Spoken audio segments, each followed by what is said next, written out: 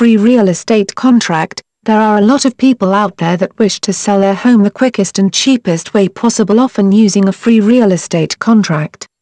You know what? I don't blame them. However, using a free real estate contract may not be the best way to go about selling a house. Although it may very well be the cheapest, fastest way to sell a home, it can end up costing you in the long run.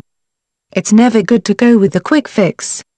Those methods usually come with consequences that may creep up later, and you just want to sell your home and be done with it, right? You see, every state has different rules and regulations when it comes to selling your home. You'll find that it is very easy to find a free real estate contract out there on the internet, and for the most part these contracts do abide by federal law. State laws, on the other hand, will be different in every circumstance. Free real estate contract, different states, different rules. So America explains some of the pros and cons of using a free real estate contract and their weak attempt to bypass state regulations.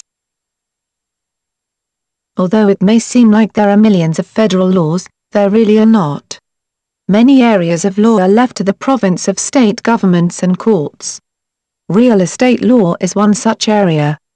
Given the fact there are 50 states in the Union, this means there are essentially 50 different sets of laws and regulations related to how real estate transactions happen, the language that can and cannot be included in the agreement, and how real estate contracts that fall apart are handled. The beauty of a free real estate contract is, well, it's free. That is about it. However, the problem with these contracts is they constitute one general form without taking into account the fact that each state has different laws regarding real estate transactions. Simply put, a real estate contract for Arizona will contain entirely different language than one for New York.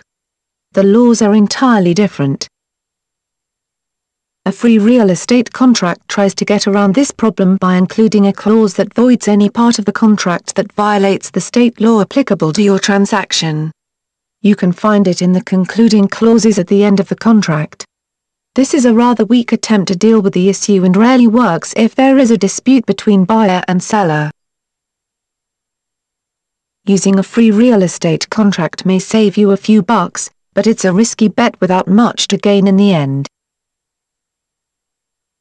The truth of the matter is that you can find a real estate contract that abides by the laws for your particular state.